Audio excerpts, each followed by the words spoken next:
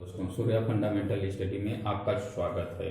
जैसा कि मैं institute of permanent way engineering का डिप्लोमा कोर्स लेके आया हूँ, ट्रैक में पढ़ा रहा हूँ। Main component of turnout main component of turnout में क्या होता है? स्विच होता है जिसे हम पॉइंट करते हैं, लीड रेल होता है जो स्विच और क्रॉसिंग के बीच में होता है, क्रॉसिंग जो ये होता है। आइए इस पर चर्चा करते हैं। स्विच जो है, जो पॉइंट है, ये क्या है? ये एक कंडक्टर स्टॉक रेल और टंग रेल से बना हुआ है। इधर इसे कहते हैं टंग रेल, और ये यहाँ पे आके व्हील ब्लॉक से बंधा होता है। यहाँ से यहाँ तक के रेल को हम स्विच करते हैं, यहाँ से यहाँ तक के रेल को स्विच बोलते हैं। जो कि स्विच जो है स्टेचर बार से बंधा रहता है, 2 या 3 स्टेचर बार से बंधा रहता है, जो इसको मूव करता है। ऐसे कंडक्टर इधर सेटिंग करना हुआ तो इधर कर देगा, इधर सेटिंग करना हुआ तो उधर सेटिंग कर देगा।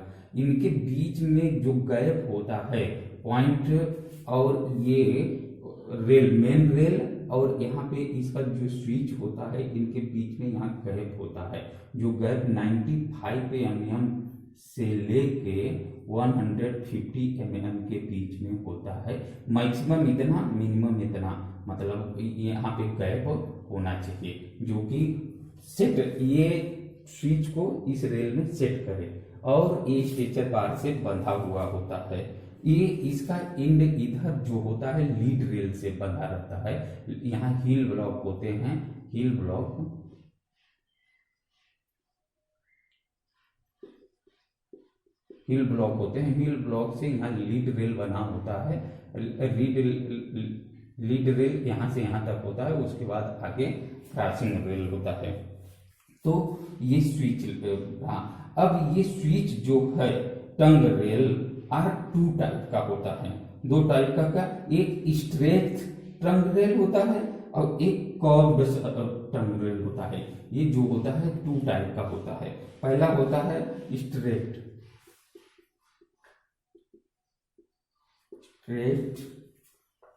टंग रेल,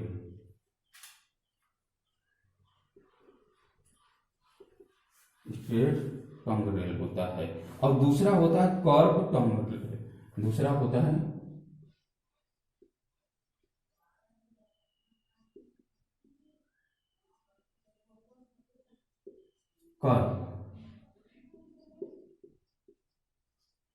कर्व्ड टंग रेल होता है।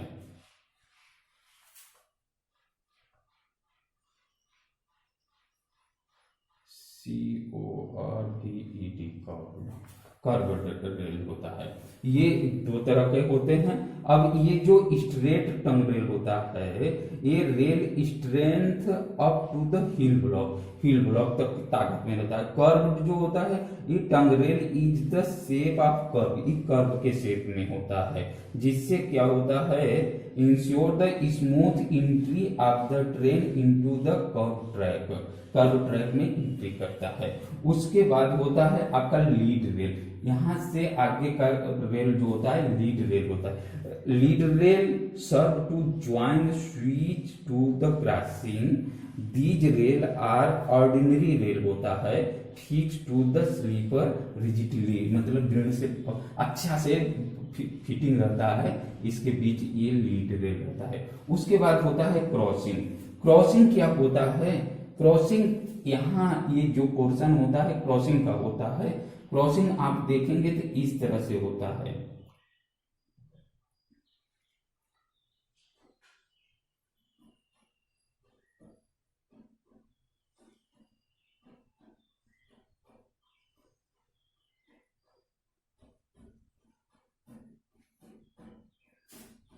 और इधर ऐसे ये फिर चला जाता है। यहाँ ये थ्रोट बोला जाता है, इसको बोलते हैं हम थ्रोट। इस सबसे कम जहां गैप होता है रेल का, उसे हम क्या बोलते हैं? थ्रोट बोलते हैं। ये इसे हम थ्रोट बोलते हैं, सबसे कम गैप। इसे क्या बोलते हैं? नोज बोलते हैं। अक्सर यही गाड़ी टूट जाता है। जो ये हमारा एक चेक रेल लगता है ना, चेक रेल इसीलिए लगता है कि ये जो नोज रोल पर पहिया, ट्रेन का पहिया धक्का न मारे, ये यहाँ से ऐसे चक्का क्रॉस हो जाएगा, यहाँ से क्रॉस हो जाएगा, इस नोच पे धक्का न मारे, टूटे फूटे न, इस पर न चढ़े, इसलिए ये चेक रेल लगाया जाता है। और ये क्रॉसिंग हुआ। अब जो ये क्रॉसिंग है, क्रॉसिंग में इधर ये साइड वाला रेल जो ऐसे ऐसे होता है, जो इधर ये गया है, ये इसे हम विंग्स रेल कहते हैं। इसे क्या कहते हैं? Wings.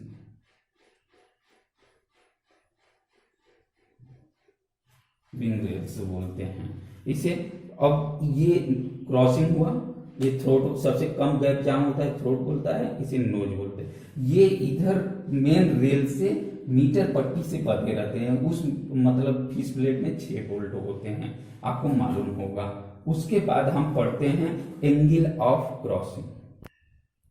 Angle of crossing, crossing के एंगल क्या होते हैं? The angle made at crossing between two track is known as angle of crossing. Two track के बीच में, मतलब क्रॉसिंग हो एक ट्रैक से दूसरे ट्रैक पर जाने के बीच वाला जो ट्रैक होता है उसे हम क्रॉसिंग करते हैं। एक क्रॉसिंग का ये उसमें एंगल ऑफ क्रॉसिंग होता है। वो एंगल ऑफ क्रॉसिंग, क्रॉसिंग जो बने होते हैं 1.5 एंगल का होता है, 1/12 का होता है, 1/60 का होता है, 1/20 का होता है। ये सब एंगल ऑफ क्रॉसिंग है। ये वन टाइप का क्रॉसिंग है, आजकल इसका यूज कम है। ये 1/12 क्रॉसिंग खूब यूज हो रहा है, 1/60 क्रॉसिंग कहीं कहीं मिलेगा, 1/20 क्रॉसिंग अभी मार्केट में नहीं आया है। इस तरह से है। उसके बाद क्लासिफिकेशन ऑफ क्रॉसिंग। क्रॉसिंग जो होता है ये भी 2 टाइप का होता है। एक होता है बिल्ड अप क्रॉसिंग। क्या होता है? Build up crossing. दूसरा ये बिल्ड अप क्रॉसिंग होता है, दूसरा होता है CMS क्रॉसिंग। CSM क्रॉसिंग क्या है? C का मतलब होता है, आप लोग जानते हैं, कॉस्ट। M का मतलब होता है मैग्नीशियम। S का मतलब होता है CMS, स्टील क्रॉसिंग। तो ये बहुत मजबूत होता है। ये आज बिल्ड अप क्रॉसिंग आज मतलब लेबर द्वारा मिलके बनाया जाता था, उसमें विंग्स, रेल, सब नोज, ये सब। तो आजकल ये यूज नहीं हो रहा है। CMS क्रॉसिंग सभी जगह यूज हो रहा है। और ये क्रॉसिंग जो है वो ये 1.5 बोला जाता है, ये 1/12 बोला जाता है, 1/60, 1 इनके बीच का ये एंगल है 1। और ये 1 पर इतना, ये 1/20, ये 1/16, ये 1/20 होता है। इस तरह से ये एंगल ऑफ क्रॉसिंग हुआ। अब उसके बाद हम पढ़ते हैं permissible speed on turnout. Permissible speed of turnout. ये टाइप ऑफ क्रॉसिंग और स्विच जो होता है, कर्व स्विच, और उसका स्पीड कितना होना चाहिए ये जान लीजिए। परमिसिबल, अगर टाइप ऑफ क्रॉसिंग 1/8 है तो इसका परमिसिबल स्पीड क्या होना चाहिए? पहली बात स्ट्रेट में, यस, स्ट्रेट में कितना होना चाहिए? 10 km/h होना चाहिए।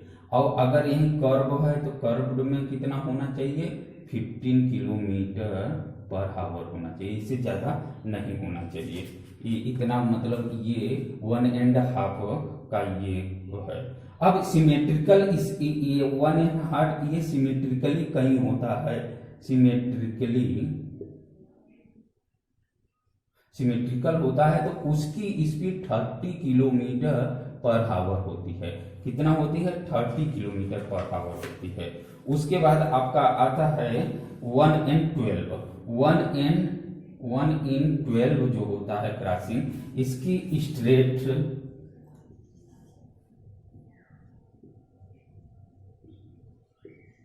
स्ट्रेट में स्पीड जो होती है 15 km/h होती है। और यही कर्व में जो स्पीड होती है 30 km/h होती है। ये 1/12 का। उसके बाद आता है 1/16। 1/16 का जो होता है, ये कर्व में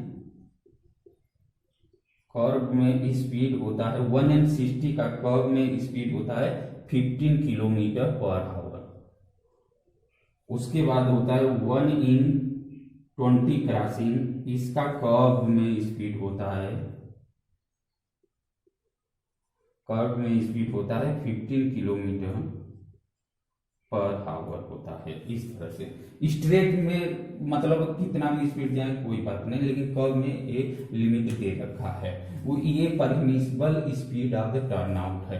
पूछ लेगा 1 in 18 का स्ट्रेट में स्पीड क्या होता है, कर्व में क्या होता है, 1 in 12 का कर्व में कितना होता है, 16 होता है, स्ट्रेट में 15 होता है, इसका क्या होता है 15 होता है, ये 10 होता है। और कर्व में 1 in 16 का 50 और ये 1 in 20 का भी 15 होता है।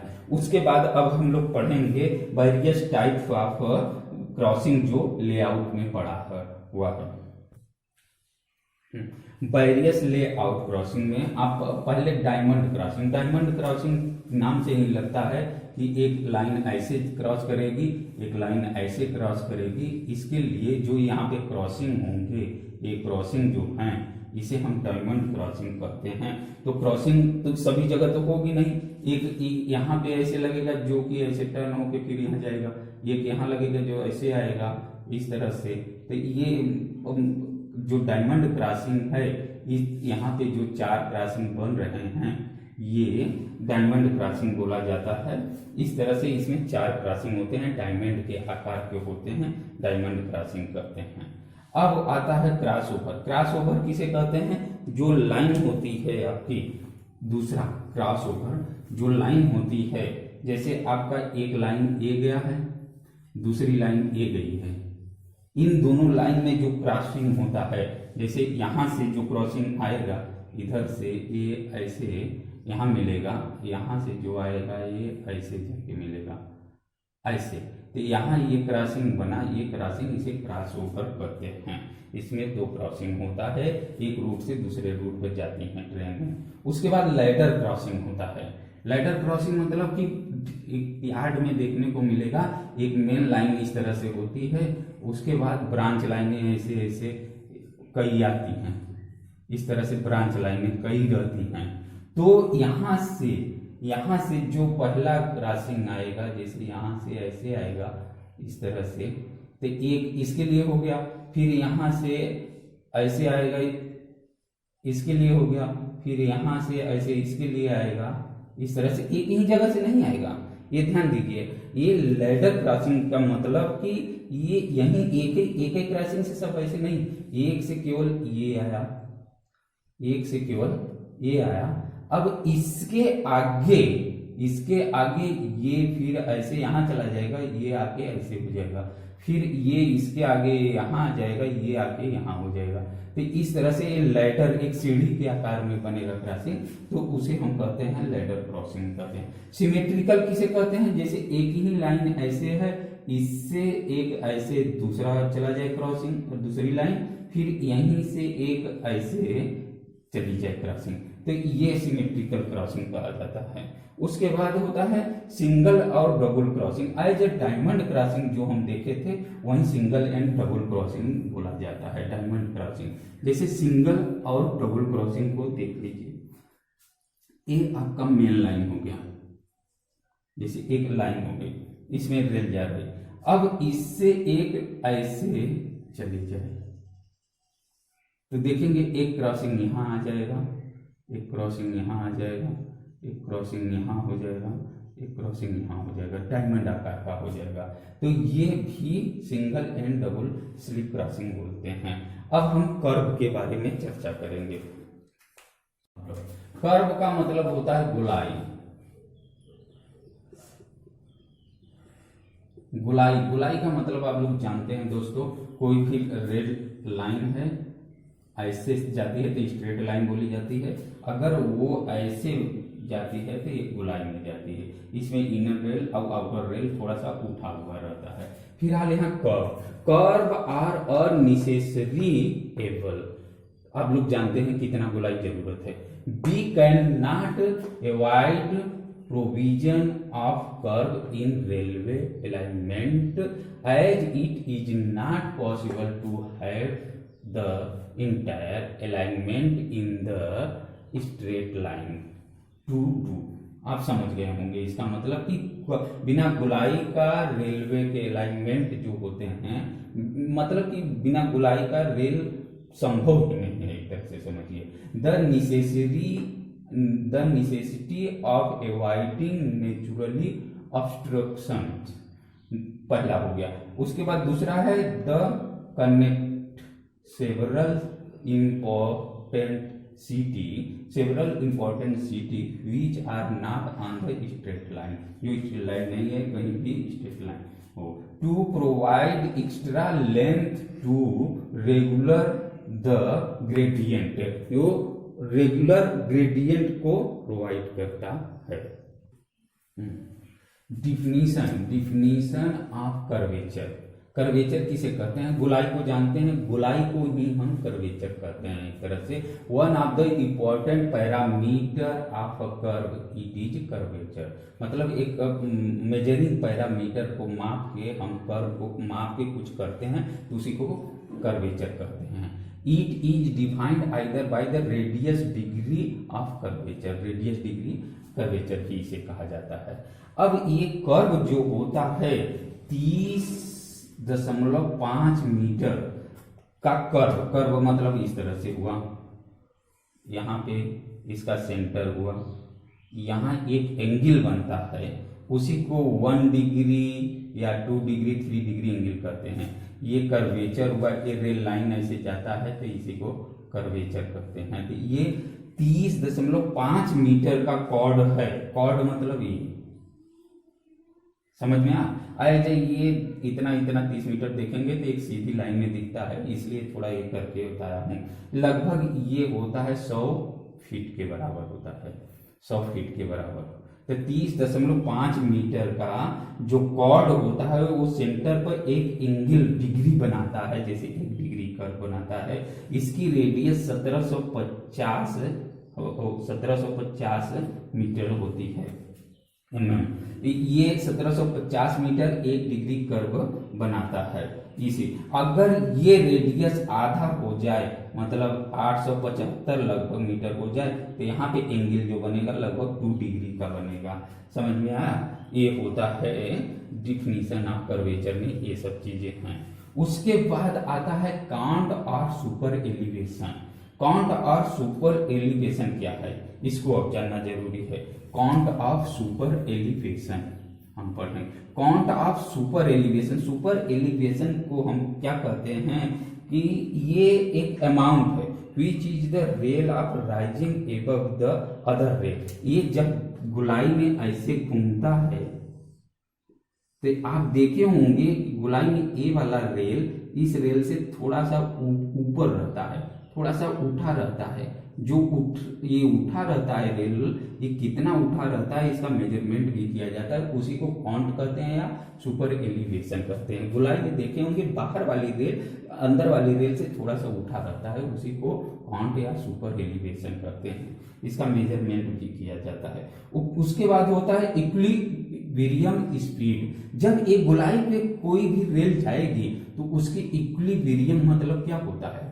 इक्विलिब्रियम मतलब होता है कि ये अगर एक जो जैसे तराजू है, एक दोनों पलड़ा को सिद्ध करना है तो एक समान रखेंगे, दोनों को वेट बराबर रखेंगे। उसी तरह ये गुलाई में स्पीडली ट्रेन ऐसे जाएगी तो बाहर भी जा सकती है, इसलिए इसको पूरा इक्विलिब्रियम बना के रखने के लिए एक स्पीड इस पर मतलब डिफाइन की जाती है कि 90 kmph पर आवर की स्पीड से जाइए कि 65 kmph पर आवर की स्पीड से जाइए गुलाई में। इस तरह से इस गुलाई की एक स्पीड निर्धारित की जाती है, उसी को इक्विलिब्रियम स्पीड कहते हैं। अब कांट डिफिशियंसी देखिए।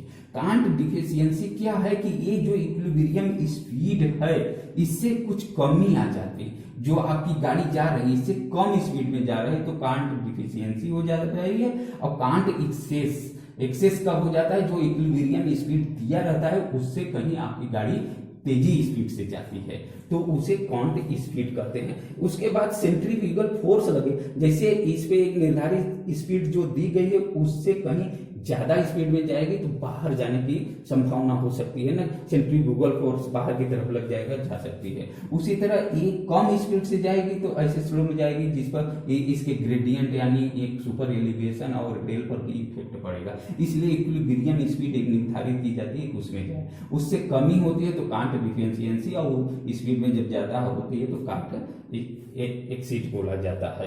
ये इतना ही समझिए। अब उसके बाद maximum permissible curvature on the track उसके पढ़ते हैं।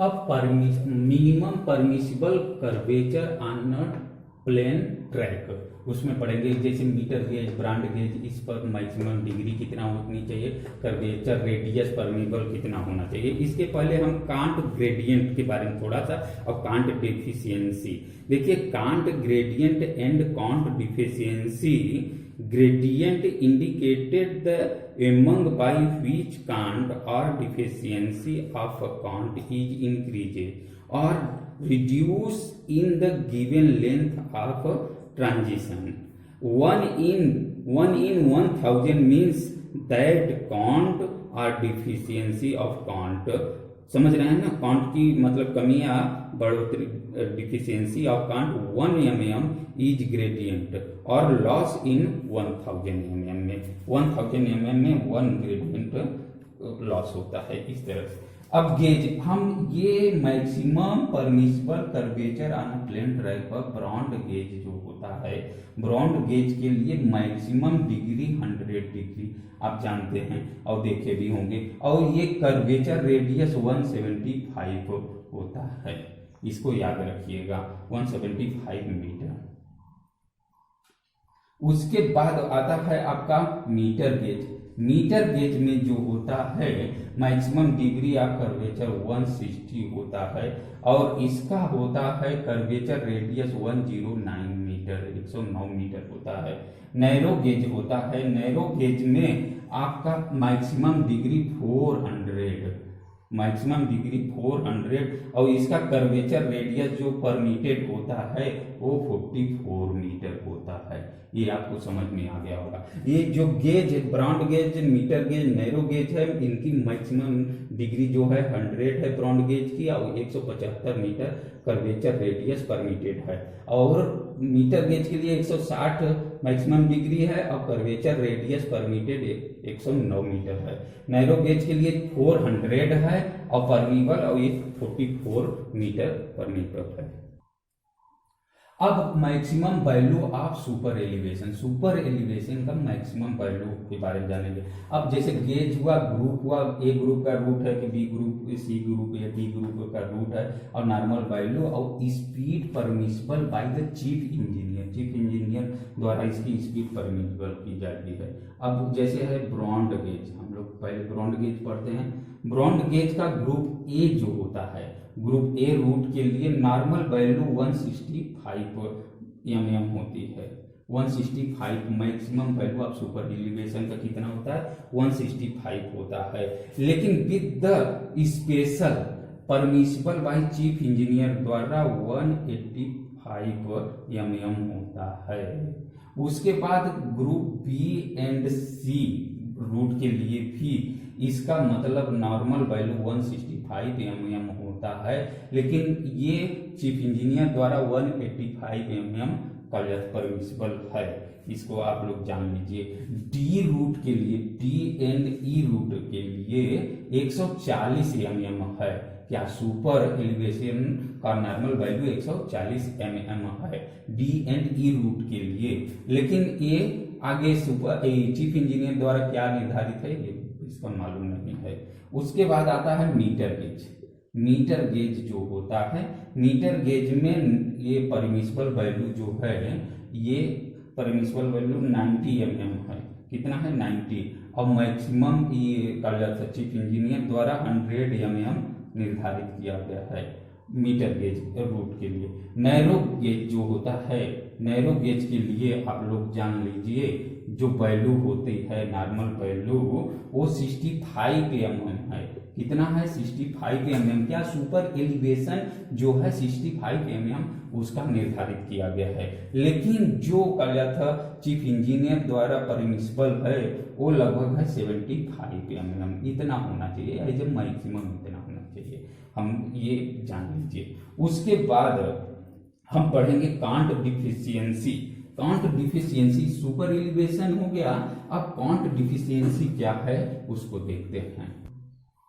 कांट डिफिशियंसी, कांट डिफिशियंसी क्या है? The actual cant provided is always less than the equilibrium cant required as per calculation maximum cant deficiency हम लिख देते हैं। मतलब कि जो इक्विलिब्रियम कांट होता है, जो रिक्वायर्ड होती है, उससे जो जैसे मीटर गेज या ब्रॉन्ड गेज जो रेल है उसमें कांट डिफिशियंसी मैक्सिमम कितना हो सकती है? 75 mm हो सकती है। जैसे भाई कोई भी स्पीड गोलाई में निर्धारित तो कोई निर्धारित की जाती है, लेकिन गाड़ी उस निर्धारण के स्पीड से जा रही है नहीं जा रही है उसमें कम बेसी होता है, तो डिफिशियंसी जो होती है तो मैक्सिमम कितनी होनी चाहिए? 75 mm होनी चाहिए ब्रॉन्ड गेज के लिए, और मीटर गेज के लिए यही डिफिशियंसी 50 mm होनी चाहिए, और नैरो गेज के लिए यही डिफिशियंसी आपकी 40 mm होनी चाहिए। समझ में आ गया होगा ये चीज, इतना होनी चाहिए। उसके बाद कांट एक्सीड, जो स्पीड बढ़ जाती है तो maximum value of cant speed broad gauge के लिए 75 mm एंड मीटर गेज के लिए 65 mm और ऑल रोलिंग स्टॉक के लिए भी यही है। तो जो एक्सीड होता है लगभग वही 75 mm और मीटर गेज के लिए ये 65 mm होता है। यहाँ जो कांट डिफिशियंसी है अगर यही एक्सीड होता, यही क्या होता है आपका एक्सीड, जैसे एक्सीड होता तो यही ब्रॉन्ड गेज के लिए एक्सीड आपका कितना होता? ये एक्सीड 75 mm ही निर्धारित किया गया है, और मीटर गेज के लिए यही कांट एक्सीड कितना निर्धारित किया गया?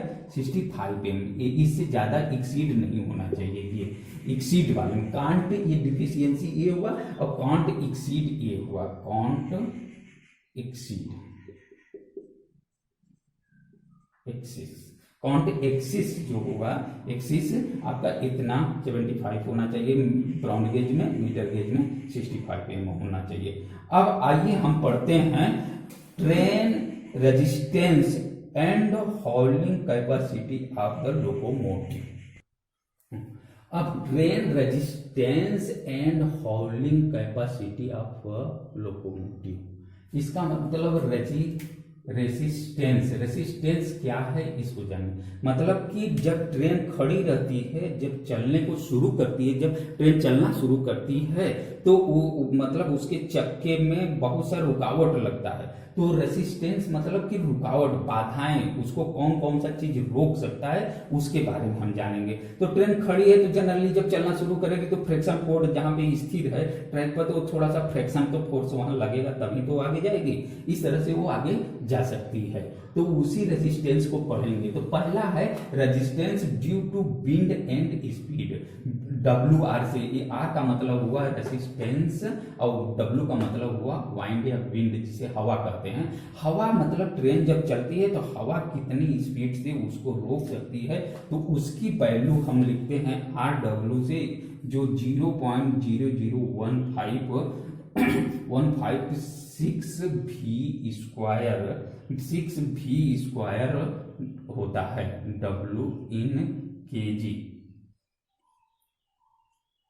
इसका मतलब समझ लीजिए, ये जो रेजिस्टेंस ऑफ विंड हवा है, हवा की वैल्यू इतनी 0.00156 V²। V क्या है? वेलोसिटी ऑफ स्पीड, यानी गाड़ी की चाल जो है उसे V कहते हैं। और W क्या है? W जो है weight of train in ton में। ये V क्या है? V जो है स्पीड है, speed in kilometre per hour में है V। और W क्या है? W जो है वेट है, weight of train in ton में। Weight of train in tons में, W है। तो वैल्यू ऑफ आर डब्ल्यू ना इज 0 एट स्टार्ट टाइम, मतलब जब शुरू होगा हवा का तो कोई उस पर प्रभाव नहीं, उस समय उसकी वैल्यू स्टार्ट टाइम में डब्ल्यू आर क्या होगा 0 होगा। स्टार्ट टाइम में तो फ्रिक्शन फोर्स रेल में लगता है, तो वो जो स्टार्ट टाइम में फ्रिक्शन फोर्स लगता है वो कितना होता है, वो अलग होता है। अब यहाँ पे resistance due to friction bearing and wave action train, अब ये RW हो गया। दूसरा जो होता है आपको हम बताए थे, दूसरा जैसे ट्रेन खड़ी है तो उसमें रेजिस्टेंस, तो दूसरा जो है रेजिस्टेंस ड्यू टू फ्रिक्शन मतलब घर्षण, जब स्टार्ट होती है तो ये फ्रिक्शन लगता है, friction in bearing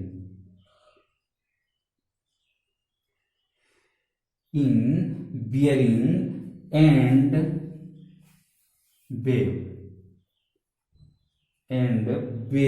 of action of rail, इसे कहते हैं R resistance of friction, F कहते हैं, एफ लिखते हैं। तो इसकी वैल्यू क्या होती है, इसकी वैल्यू होती है 0 आर एफ, इसकी वैल्यू जैसे आर डब्ल्यू की वैल्यू होती है उसी तरह आर एफ की वैल्यू होती है 0.0025 डब्ल्यू ना, डब्ल्यू का मतलब वेट इन मोशन, जब गाड़ी चलना शुरू करती है तो इसकी वैल्यू इतना हो जाती है इन मोशन। और जब खड़ी रहती है स्टार्ट करते हैं तो आर एफ की वैल्यू जब खड़ी रहती है स्टार्ट करते हैं तो उस समय 0.005 डब्ल्यू होती है। एक स्टार्ट टाइम, स्टार्ट के समय, ये स्टार्ट के समय कितना होती है 0.005 वेट होता है, W का मतलब वेट ऑफ ट्रेन होता है स्टार्ट के समय। और जब चलने लगती है तो 0.005 W हो जाता है। ये विंग का 0.00156 v स्क्वायर होता है और इसका फ्रैक्शन का 0.0025 होता है। इस तरह से इसका रेजिस्टेंस मतलब रुकाव। अब तीसरा पढ़ते हैं रेजिस्टेंस ड्यू टू ग्रेडियंट, कहीं भी ढलान झुकाव है तो रेजिस्टेंस उसका कितना होगा उसको देखते हैं। Resistance due to gradient, resistance due to gradient,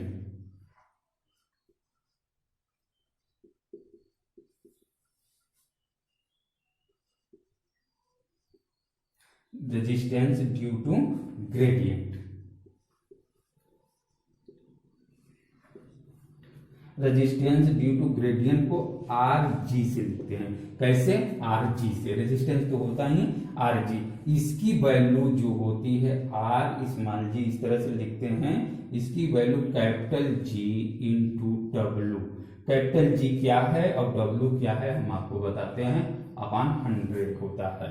अब ये कैपिटल G ग्रेडियंट है इन द ग्रेडियंट मतलब झुकाव। If the gradient G is 100% होता है तो ये G क्या है, ग्रेडियंट है, और W क्या है, वेट आप जानते हैं।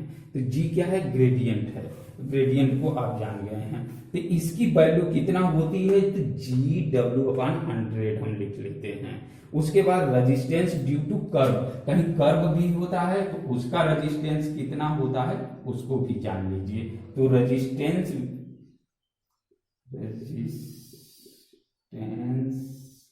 ड्यू टू कर्व में जो रेजिस्टेंस होता है उसको हम लिखते हैं RC से। RC लिखा रहेगा तो कर्व समझेंगे, RG लिखेगा तो ग्रेडियंट समझेंगे, RF लिखेगा तो फ्रैक्शन समझेंगे, RW लिखेगा तो रेजिस्टेंस विद विंड हवा समझेंगे। अब ये रेजिस्टेंस ड्यू टू कर्व, जो कर्व में रेजिस्टेंस होता है ये मीटर गेज के लिए अलग होता है, ब्रॉड गेज के लिए अलग होता है, नैरो गेज के लिए अलग होता है। तो तीनों का ये लिख लीजिए। तो जो ब्रॉड गेज है, ब्रॉड गेज के लिए RC ब्रॉड गेज के लिए आरसी की वैल्यू होती है 0.004, 0.10 और 0.000, यानी पॉइंट के बाद 30 के बाद 4 डिग्री, इसे कहते हैं डिग्री ऑफ कर्वेचर।